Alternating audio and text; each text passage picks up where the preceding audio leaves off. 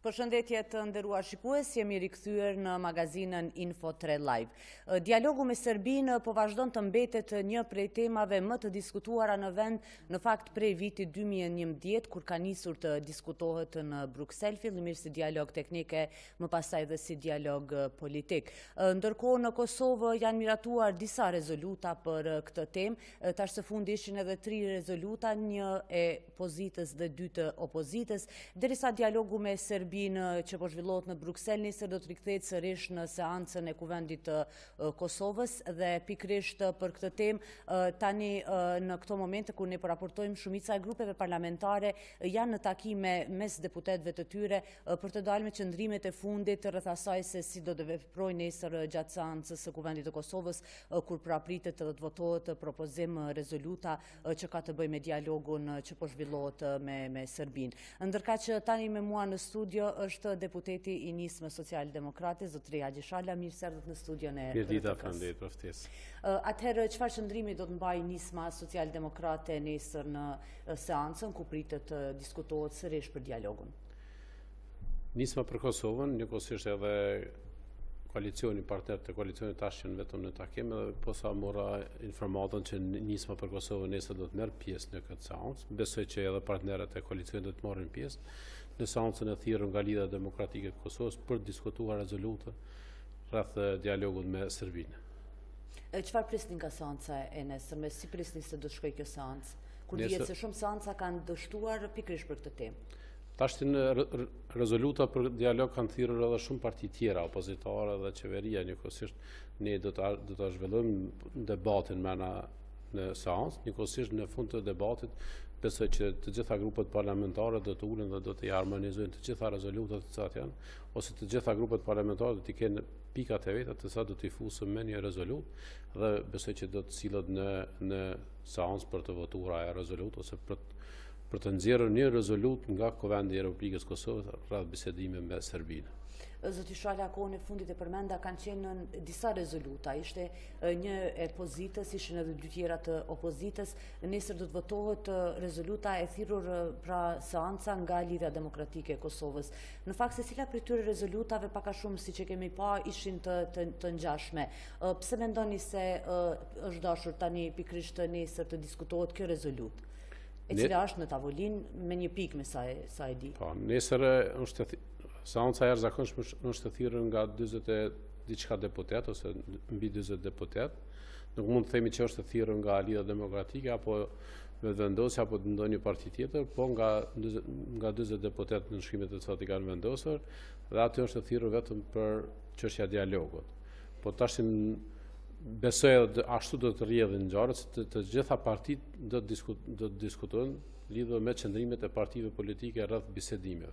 Dhe në fund të bisedimeve të gjitha partitë ose grupet parlamentare do t'i harmonizojnë qëndrimet e veta, që mos të kemi secila parti rezolutën e vet, sepse ashtu nuk kemi një bashkim të aspektit politik rreth ose të kemi një qëndrim të përbashkët, të gjitha subjekte politike rreth dialogut me Serbi. Mbrana kësaj rezolutë të nxjerrur nga parlamenti ose harmonizimi i gjitha grupeve parlamentare do të arrijnë që të kemi një harmonizim të qëndrimit të parlamentit ose qëndrimit gjitha partive politike rreth dialogut. A mendoni se do të arrihet harmonizimi kur dihet se në atë rezolutë kërkohet ndër të tjera ndërprerja e bisedimeve dhe sidomos ndryshimi i formatit të bisedimeve? Besoj që të gjitha partitë politike janë të vetëdijshme se nuk ka ndërprerje të bisedimeve, po duhet të përfundojnë bisedime. Ky proces ka filluar dhe duhet të përfundojnë.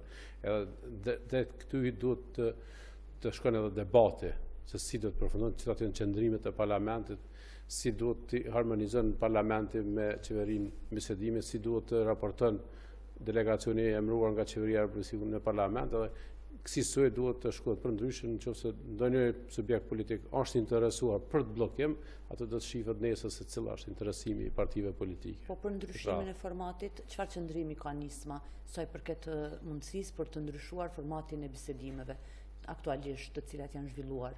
Ne nuk kemi biseduar në parti për qëndrimin e formatit. Kjo është një format ose një propozim i votuar nga qeveria e Republikës Kosovës, e cila edhe me ligj takon që të udhëheq bisedimet me Serbi, por njëkohësisht në kuadër të këtij formatit ka në vendet edhe partitë opozitare të cilat ju kanë lënë dhe besoj që në qoftë se arrim edhe në këtë pikë nëse bisedojmë për formatin, atëherë ajo është edhe më e mira edhe për vendin, edhe për ekipin i cili është emëruar nga qeveria e Republikës Kosovës, që të kompletohet ky ekip dhe të vazhdojnë bisedimet me Serbinë. Pikërisht qeveria e ka votuar, në fakt e ka propozuar një ekip negociator për bisedimet me Serbinë dhe në krye këtij ekipi është vendosur lideri i partisë suaj, zoti Limaj.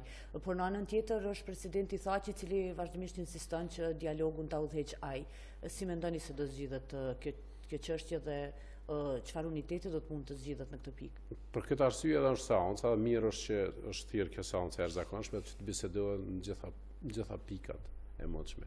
Edhe rezoluta, edhe vazhdimi i bisedimeve, nëse me të vërtetë të gjitha partitë politike janë të interesuara që ky proces të përfundojë, që duhet të jenë të interesuara të përfundojnë, atëherë nesër ne duhet të hudhim të gjitha këto pikat në seancën e thirrë të jashtëzakonshme, jo vetëm rezoluta, po mbas rezolutës çka, kush do ta implementon atë rezolutë. Se nëse parlamenti nxjerr një rezolutë, ajo rezolutë është obligative për qeverinë. Qeveria duhet ta ketë grupin e unitetit për të vazhduar bisedimet. Edhe besoj që në moment që nxirret rezoluta, edhe partitë opozitare janë dakord që të formohet ai ekip ose të plotësohet ekipi negociator edhe të fillon punën lidhur me bisedimet ose përfundimin e dialogut me Serbinë. Sa ka gjasa që të ketë unitet për këtë temë subjekteve politike? Dje ishte Lidhja Demokratike e Kosovës, e cila pati mbledhje të kryesisë në ndërtimin e zotit Mustafa dhe ata në një farë forme e bën me dije se nuk e kanë ndërmend që t'i bashkohen ekipit negociator, ata po kërkojnë zgjedhje. Sa mund të ketë unitet? Nuk është edhe e moralshme nga një parti e cila ka qenë në të gjitha proceset e bisedime me Serbinë, pjesë e bisedime, ka qenë edhe qeverinë e kaluar që ka udhëheq vetë zoti Mustafa bisedimet, edhe tash në përfundim të bisedimit thotë unë nuk mund të qenë pjesë e këtij e dialogut me Serbinë, ku ai një mandat i ka vazhduar bisedimet. Unë besoj që Lidhja Demokratike e Kosovës si çdo herë do të gjuhën e përbashkët brenda subjektit politik, edhe t'i bashkohet grupit të unitetit, mos ta them grupi negociator i qeverisë, por më mirë të themi një grup të unitetit, edhe të vazhdojmë me dialogun me Serbinë që t'i jepet edhe këtij epilogut të fundit i vjen, sepse jemi lodhur duke pritur. Kur jemi tek unifikimi i spektrit politik në Kosovë, a ka gjasa që të dështoj dialogu sipas jush në rast se në asnjë formë nuk gjendet unifikim për këtë temë dhe sidomos për fazën finale të dialogut? Po gjasat çdo herë janë, po ne duhet t'i qesim prioritetet shtetërore. Prioritetet shtetërore ka shi faktorin ndërkombëtar ose obligimet tona ka shi faktorin ndërkombëtar duhet të respektohen edhe nga opozita edhe nga opozita. Edhe nuk mund të themi që hajde unë të nguli kam edhe mos të marr pjesë sepse nuk duam po kërkoj zgjedhje. Edhe opozita duhet të ketë qëndrime të qarta, ose të jetë pjesë e institucionit, merr përgjegjësitë, sepse edhe ata kanë përgjegjësi para elektoratit vet. Nëse ata me të vërtetë janë të interesuar për zgjedhje, atëherë ata duhet dalin me një platformë dhe të kërkojnë nga deputetët e opozitës që t'i bëjnë numrat dhe të argëzohet qeveria të shkojmë në zgjedhje. Jo vetëm të kërkohet dhe të bllokohen gjitha institucionet, siç kanë vepruar deri më sot. Unë besoj që prej nesit besoj që do të reflektojnë edhe opozita, sepse opozita tash reflektoi dhe po merr pjesë në seancën e thirrur nga opozita, edhe ata duhet të reflektojnë ka shi përgjegjësi sot që kemi nga e vendit. Kjo që po bën opozita sot është reflektim. Po, kjo është një reflektim e opozitës, ka shi opozitës, edhe merr pjesë nisë në debatin që ne kanë kërkuar lidhur me dialogun, pse mos të ketë debat lidhur me dialogun. Mirë është liderët tanë kanë vendosur që të marrin pjesë në këtë seancë. Në fakt, Bashkësia Ndërkombëtare vazhdimisht po kërkon unitet. Kush mendoni se në një farë forme është pengesa kryesore e jo unifikimit në Kosovë për tema të mëdha? Unë besoj që është kriju një lloj inatësh politike, që inatët politike shpesh edhe na qesin me një rrugë të pakry lidhur me kashi Kosovës dhe partnerëve ndërkombëtar. Ne duhet të jemi më serioz si shtet, ka shkuar pyetje partneriteti me ndërkombëtarët, sepse deri me tash kemi udhëtuar së bashku me ndërkombëtarët, edhe tash kjo pjesë e mbetur duhet të thëmë së bashku, si Kosovë, si shtet, jo si opozit ose pozit, ku është në pyetje tash si është si temë dialogu. Ne duhet të jemi sa unifikus edhe të shkojmë atje ku është vendi të thëmë ato që duhet ta thëmë, ose qëndrimet e partive politike në Bruxelles, kudo që organizohen të Zoti Shala, i përmendet edhe ju votat për zimin e qeverisë, në fakt është kërkesë e vazhdueshme e opozitës, por sidomos e Lidhjes Demokratike të Kosovës. A mendoni se i kanë votat e mjaftueshme për të arzuar qeverinë? Tash me thonë i kanë votat, po s'po veprojnë, ata mendoj që nuk i kanë votat opozita. Është normale që opozita të kërkon çdo herë zgjedhje ose rrëzimin e qeverisë, sepse atëherë pse është opozit. Po në moment që i kanë votat, atëherë ata besoj që e ngrinë edhe emocionin edhe shifet aty se sa është fuqia opozitës, ka shi pozitës, por në këtë rast besoj që nuk i kanë votat, sepse nuk i kanë gjetë kohën e duhur për të pasur vota, ose një momentum politik ende nuk është krijuar në vend që të shkohen në vendin e zgjedhje. Në moment që ka momentume politike, atëherë mund të ndodhë edhe aja që ka ndodhë të gjitha qeveritë prej mbas pavarësisë, sepse asnjëra qeveri nuk e ka kryer mandatin deri në fund, po është krijuar një momentum politik edhe është bërë rrëzimi i qeverisë dhe kanë vendosur partitë politike që të shkojnë në zgjedhje, pse mos shkohen në zgjedhje, nëse me atë zgjedhje mendojmë që do të ketë një zgjidhje mbas zgjedhjeve, po sot nuk prapë do të kemi të njëjtën fuqi politike qysh është sot, eventualisht me 2-3% ndryshime. Ose s'ka më shumë ndryshim se 2-3%, pse të shkohet në zgjedhje, sepse zgjedhjet e mbajnë para një viti. Në fakt ai konvenon edhe opozitës që të shkohet në zgjedhje në këtë fazë, sipas mendimit tuaj? Në këtë kohë nuk është koha e zgjedhjeve. Është koha e zgjidhjeve të problemeve të cilat e presin vendin. Kemi krijimin e ushtrisë, kemi Interpolin, kemi dialogun, mendoj që këto tri çështje duhet të zgjidhen sa më shpejt, e atëherë mund të mendojmë për zgjedhje. Përderisa këto tri procese janë në proces. Interpoli është në proces, në muajin fund nëntorit, ushtria është në proces, që ne nuk guxojmë shkojmë në zgjedhje pa përfunduar këtë mision, sepse ashtu është planifikuar. Njëkohësisht edhe dialogu pse mos zgjedhet. Qeveria e ardhshme mos të ketë këto probleme të cilat i kemi pas që tri qeveri që ndrohen për të njëjtat probleme. Të shohim nga regjia nëse e kemi edhe opinionin e deputetës së vetëvendosjes Albulena Haxhiu, e cila më herët ka zhvilluar një bisedë kolegu Arton Mulliqi.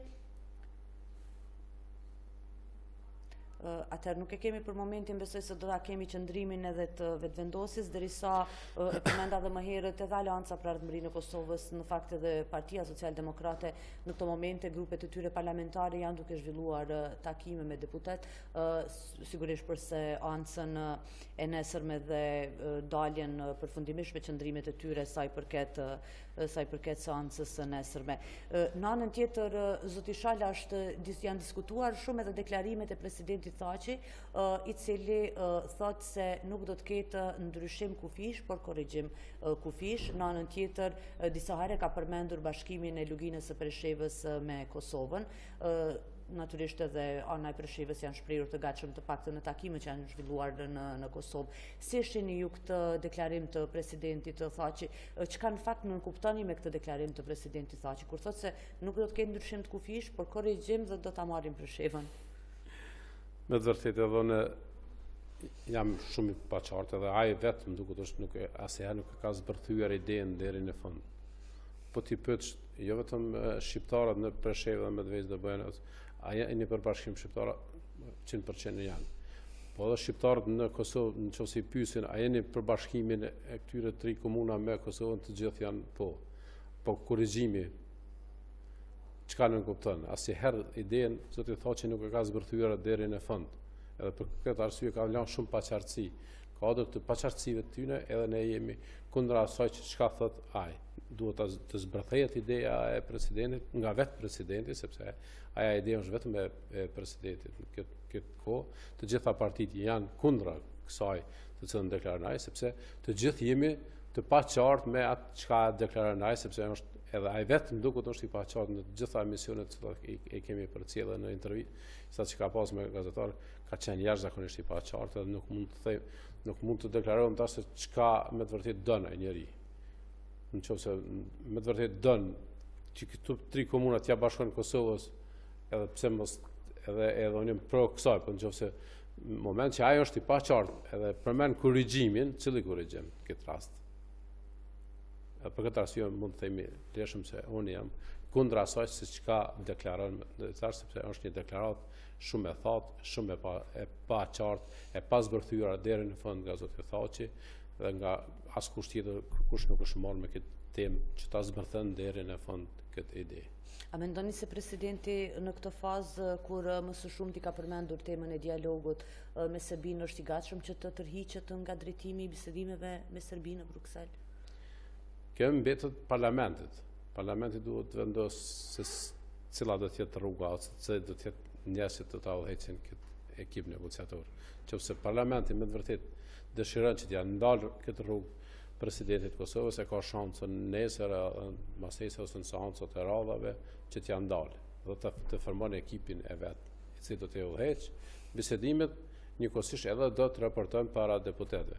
Nëse parlamenti ose partitë politike bëjnë që kanë bërë deri më tash, atëherë i vetmi njeri që mund të bisedojnë bashkësia ndërkombëtare me Serbinë edhe Kosovën ka mbetë zoti Haxhi. Të gjitha partitë, edhe parlamenti edhe qeveria këtë në hijen e këtij problemit. Për këtë arsye që nga nesër duhet të fillojmë të bisedojmë, të gjitha ato çka i kemi, të largojmë inatët personale ose inatët politike, edhe të hecim drejt rrugës së zgjidhjes të këtij problemi, edhe të ndalet rruga presidentit Haxhi rreth dialogun me Serbinë. Në moment sa më të paqartë që jemi subjekte politike, zoti Haxhi veç e vazhdon agjendën e vet. E përmendëm edhe më herët zotrin Limaj si caktuar nga qeveria për drejtimin e ekipit negociator. A ka punuar zoti Limaj në ndërkohë në këtë temë? A ka pas ndonjë aktivitet sa i përket kësaj teme? Zoti Lima që nga dita e emërimit nga qeveria, e cila është votuar në qeverinë e Republikës Kosovës me ekipin e vet, që nga ajo ditë çdo ditë ka punuar për të krijuar një unitet të aspektit politik lidhur me këtë temë. Jo vetëm në mena Kosovës, por edhe ka vizituar edhe vendet fëqinje, ka marrë idetë e gjitha me pjesë intelektual, me jo që të ndryshme, me gjitha ka biseduar që rreth idesë së tij se cila do të jetë ideja e tij rreth çështjes në dialog. Zoti Shala, me që jeni edhe pjesë e Komisionit për mbikëqyrjen e Forcës së Sigurisë së Kosovës, natyrisht kishte një temë e madhe për Kosovën, kanë kaluar në lexim të parë 3 projekt ligjet për FSK-n, tani ka mbetë pjesa tjetër. Kur mendoni se më në fund Kosova do të quhet shtet me ushtri në fakt?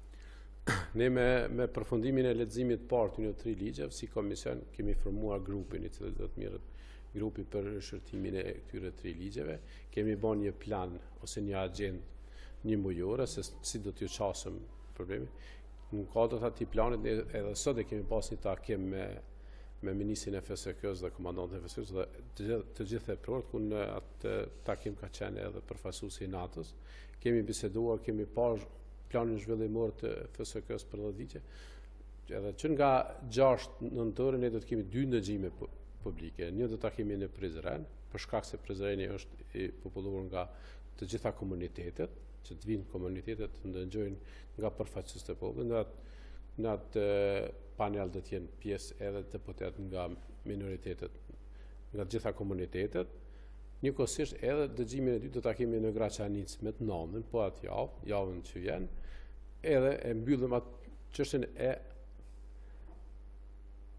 e diskutime me qytetarë dhe jo që ndryshme. Mbas dëgjime publike, atëherë grupi ose komisioni do të ulet edhe do të shiqen nën për nën të gjitha ligjet për të rekomanduar ose për të dërguar në seancën e radhës, kurdo që është e gatshëm, sepse këto ligje duhet të kalojnë edhe në për komisione tjera. Në moment që përfundon ky cikël ose të respektohet rregulloria se si rregulloria Kuvendit lidhur me procedimin e ligjeve, atë do t'i dërgojmë në seancë. Kur do të jetë kjo, asë nuk e di, sepse si di agendën e komisioneve të tjera. Po si komisione di kur mund me përfundu këtë çështje, po prapë kanë komisionet e përhershme që duhet të mirën me këtë çështje. Sigurisht në anën tjetër, në fakt FSK-ja vazhdimisht nga organizatat të ndryshme të cilat kanë mastur opinionin e qytetarëve është vlerësuar si forcë më e besueshme në vend, forcë multietnike, për çka edhe Bashkia Ndërkombëtare vazhdimisht ka kërkuar nga Kosova që të jetë forcë multietnike me gjithë përfshirje të gjitha komuniteteve, por kohën e fundit edhe ne kemi raportuar se ka një largim më të madh, më të shpeshtë të pjesëtarëve serb nga FSK-ja, të cilët vazhdimisht dihet se janë të dirigjuar nga Beogradi. Sa është shqetësuese kjo për FSK-n? Fatmirësisht edhe faktori ndërkombëtar është një dieni për këtë lëvizje të disa pjesëtarëve të FSK-s ose largime disa pjesëtarëve të komunitetit serb nga FSK-ja. Nuk mund të themi të gjithë pjesëtarët e komunitetit serb janë larguar nga FSK, sepse ka pjesëtarë të FSK-s që janë aty. Ka edhe aplikacione të reja ose kërkesa e pjesëtarëve të komunitetit serb që dëshirojnë të jenë pjesë e FSK-s. Edhe kjo është një diçka, një lojë ose një lojë e Beogradit, cila aty ku ka ndikim të veprën që të mund ta pengon këtë proces. Pa menduar për pasojat individuale të pjesëtarëve, sepse janë disa rregullore të cilat ata pjesëtarët të një kohë gjatë mungojnë në punë, ata me automatizëm largohen, edhe në kuadër të FSK-s nuk ka kthim brapa. Është një respektim jashtëzakonisht një respektim i hekur i rregullore dhe uzuese të cilat funksionon ushtria.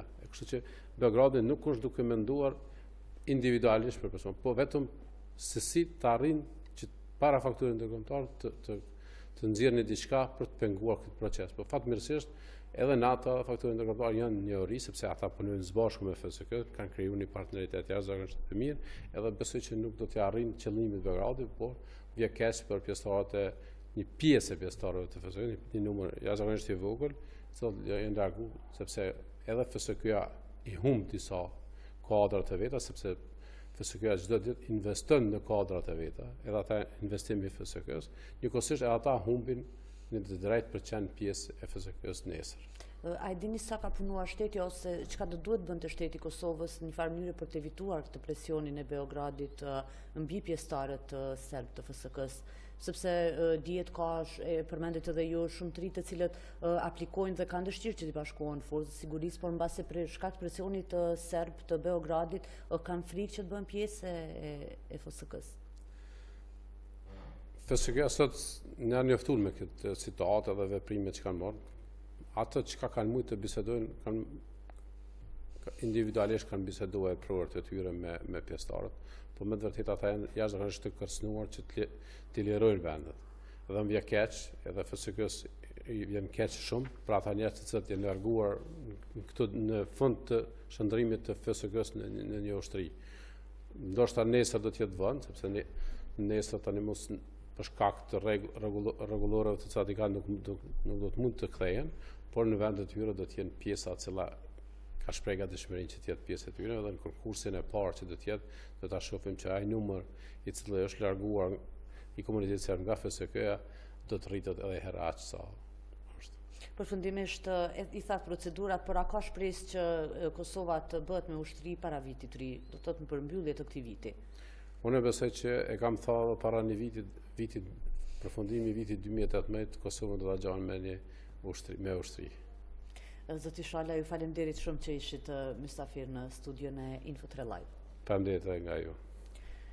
Atëherë të nderuar shikues, kemi biseduar jo vetëm për temën e dialogut, por edhe për çështjen e FSK-s, në fakt ushtrisë re të Kosovës, e cila shumë shpejt pritet që të krijohet. Ne në ndërkohë do të kemi edhe lidhje tjera të drejtë për drejta me gazetarët tanë në terren. Do të paraqitet pas pak Besiana Mulaj nga rreth rrotullimi në Prishtinë, për shkak se aty vazhdimisht pothuajse çdo ditë ka një mbingarkesë të trafikut dhe sigurisht qytetarët e kanë të pamundshme dhe kanë shumë problem që të lëvizin, sidomos në këtë kohë kur raportojmë, kur dihet pjesë edhe shumica e nxënësve të shkollave në këtë kohë përfundojnë mësimin, gjithashtu edhe shumica e punëtorëve përfundojnë orarin e punës. Prandaj do ta shohim një lidhje të drejtë për drejtë me Besiana Mulajin pas pak. Ajo po ashtu do të na raportojë edhe për ambientin dhe për cilësinë e ajrit në Kosovë, kur dihet se vitin e kaluar kjo temë ka përbërë shqetësim serioz për gjithë qytetarët e Kosovës, në ndërkohë ishin diskutuar masa të ndryshme për të parandaluar dhe për të ngritur në fakt cilësinë e ajrit në Kosovë. Pikërisht për ambientin dhe cilësinë e ajrit në Kosovë do diskutojmë pas pak në pjesën e dytë të RTKLive me ish-ministrën e ambientit, tani këshilltarën e kryeministrit Haradinaj për ambient, Albena Reshitaj, por do të rikthehemi vetëm pas pak me gjitha këto dhe informacione të tjera. Qëndroni me ne.